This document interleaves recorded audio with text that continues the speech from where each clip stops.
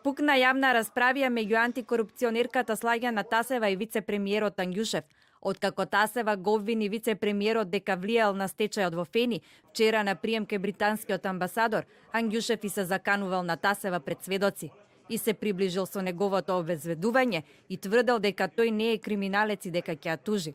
Тасева случајот не го пријавила во полиција, но вели дека се обратила кај работодавецот на Ангјушев, премиерот Зоран Заев, кој се извинил за однесувањето на вице-премиерот.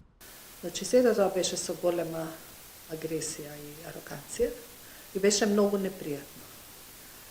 Воопшто за било кого и многу непријатно за тие што беа во моето присуство исто така.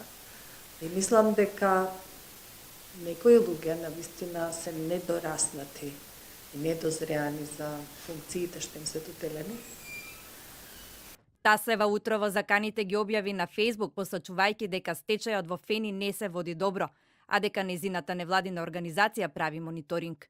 За разлика од премиерот, вице-премиерот денеска не се извини јавно на Тасева, потврди дека на приемот разговарале за случајот Фени и ја повика на разговор кај него во канцеларија. Сите институции ги охрабрувам да продолжат во истражувањето. Апсолутно, нити сум имал намера, нити имам намера со некого негативно да дискутирам, а камоли па да се заканувам. Малце е симптоматично што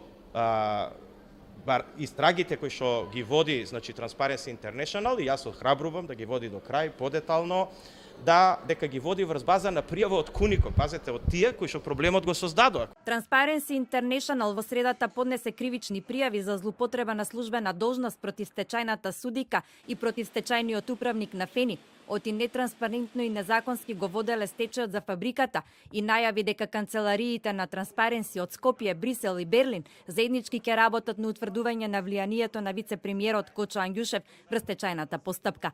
Мониторингот на стечајот на Фени се прави на барање на Кунико Resources, компанијата во чие време индустрискиот гигант отиде во стечај и ги остави вработените без плати.